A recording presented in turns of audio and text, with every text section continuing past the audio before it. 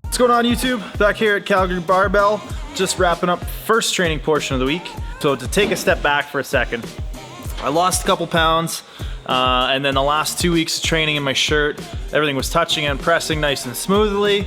I gained some of that weight back now, and my shirt's fitting super tight. I'm having a hard time touching my chest without being out of the groove. So Monday was a bit of a mixed bag. I missed 195 a couple times.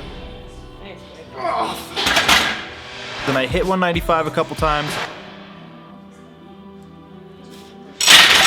But any rep I touched, I couldn't press, and any rep I pressed, I couldn't touch. So came down to a set of 175 for 5 after that. Some of those were cut a little bit higher than I would have liked. I didn't quite get it to where the shirt bound up, just because I thought I would miss it if that was the case. Tuesday did competition deadlifts, 6 sets of 5 at 232.5 kilos. And this is probably the best my deadlifts have felt in a long time. Even when I was training for Worlds and my numbers were up there, my pulls didn't feel as good. A lot of times with my deadlifts, I would feel more fatigue in my joints almost than in my muscles. Whereas now my deadlift's starting to feel like my muscles are doing more of the work, which is probably a more ideal situation. Today did some close grip bench for higher reps, and that was a PR as well. 142.5 kilos, which is 319 for a set of 6 with a good solid rep left in the tank. So bench is progressing, my shoulder's feeling a lot better. I had Dylan do some ART and Graston work on my shoulders, my hips yesterday, and then I went back to see my chiro, Brad Kane, at the Calgary Center for Health. Check it out. And got some more work done today. So I'm really staying on top of trying to keep myself healthy, keep myself moving, adjusted, all that kind of good stuff. And it seems to be paying off. I'm hoping, Rory, if you're watching this, I want to squat next week. So I'm hoping my physio and Mike will put some squats back to my program next week, and we can get rolling on that, feeling that out and seeing how that's gonna go. So with that, we're gonna get to questions of the day today. We had a whole bunch of awesome questions on the last video, and I feel like if we just move on from that, some of them are gonna get forgotten. So what I wanna do is I want to actually go through and answer maybe 3 or 4 of these questions from last video, because you guys asked a bunch of really great questions, and I want to answer a bunch of them here. So I got a question here from Joseph Olmida, and it's, are there any staples to your pre-training warm-up mobility scheme, or do you vary them depending on the day's movement? So obviously before I bench, I'm going to do something a little bit different than before I do a lower body workout, but every single time I train, I have a very strict mobility protocol that I go through, and it involves a lot of hip stretching, rolling my quads, IT bands, hip flexors, lots of hip flexor stretching, lots of glute stretching, and some rotational work. I really like a movement that's called it's like a trunk rotation.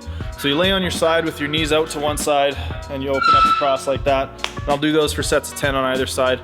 And that one for me feels really good because I tend to get pretty stuck in my SI, S1, L5 kind of low back area.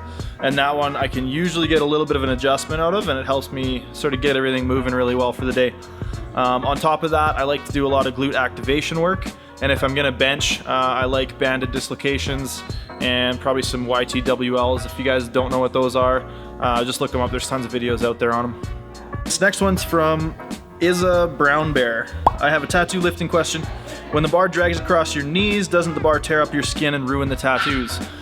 Yes, a little bit, it does. I don't know if Dylan's gonna pan down or not here, but I have some very visible sort of white bits on my tattoo. You can kind of see it's a little bit lighter in some spots there, and then as well on this shin there's a couple of spots where there's been some divots taken out. It's really not that bad. There are some bits, like I said, that are a little bit lighter in color, but I haven't lost the color completely. So yeah, I mean, sometimes I do ding up my shins and it does ding up the tattoos, but I don't know, you kind of can't have your cake and eat it too. If you want to lift and have tattoos, you might ding your tattoos up on your shins. This one's from Adam Diebert. Do you have any advice on how to get back into heavy training after a low back injury? What kind of frequency, volume, intensity to use? So the biggest thing I would say is work with a qualified practitioner. Find somebody who knows what they're talking about with back injuries and work with them. Ideally find somebody who knows about back injuries and also understands lifting and treats athletes, not just your general population, because your approaches are going to be different there. So I'm going to go on my own personal experience. So what I would do is I would do very low intensity, I would do relatively high frequency, and I would do sort of a moderate volume. I'm working with a client right now online who has some shoulder injuries, and we've really had to dial back his benching. So he benches still 3 days a week, but we varied his intensity from about 25 to 35% waving through the 4-week cycle, and higher reps, but very, very low intensity, only doing what you can do pain-free. So in the case of your back, obviously you want to still try and squat and deadlift if you've been cleared by a medical professional, but low intensities, do what you can do without pain, and don't exacerbate the injury. So this next one's from Skylar Bisson. Hopefully I'm pronouncing your name right there. When it comes to programming in the off season, should you stay at submaximal high reps, or should you do some weeks of high percentages and low reps? The answer is, it depends. You're gonna hear that a lot from me probably. It depends on the athlete, it depends on your purpose for the training program.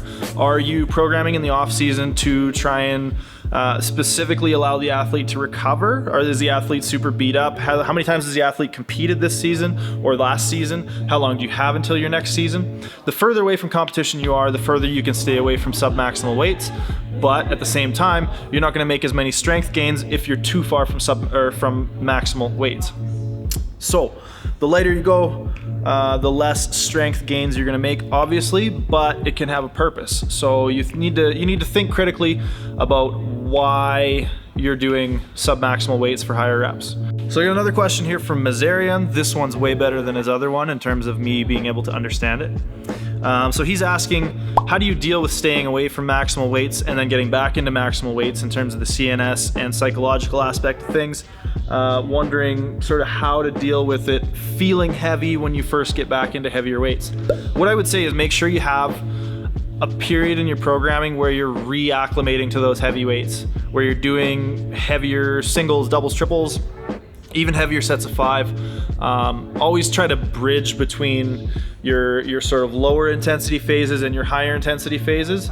And if you don't necessarily bridge in a nice sort of linear progression, then what I would do is just allow yourself a little bit longer to acclimate. So let's say you're working with 550 pounds, you got a 700 pound squat. Most of your work is 540, 550, whatever.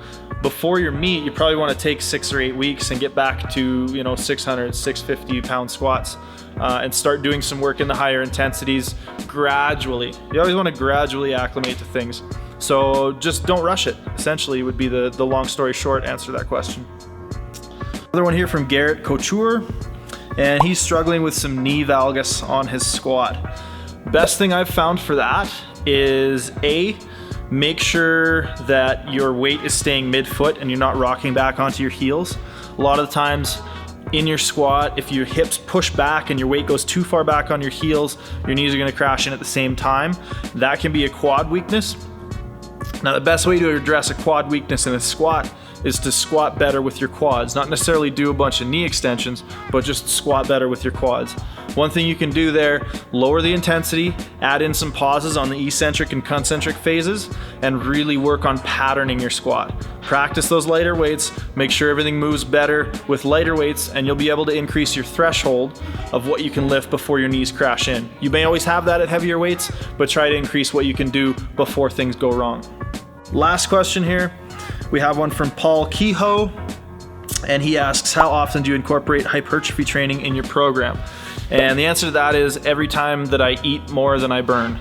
There's been some really interesting studies to show that hypertrophy is not necessarily a product of lower weights and higher reps, more so than higher weights with lower reps, that the two are basically comparable as long as the overall volume is the same. So anytime you're training with high volume, whether it's heavy or not, you're kind of doing hypertrophy training anyways. If you want to gain muscle mass, just eat more. Your diet's going to be the biggest thing to dictate whether or not you're going to see increases in lean body mass. So I incorporate hypertrophy training always. Anyways, that's it for this episode, guys. So keep asking those questions. I really enjoy answering them, fielding them. It helps us give you guys good content. Hit that like button if you like the video, and subscribe to keep tuned with everything else as we head into Power Surge. Hopefully I'll be squatting soon. See you next week.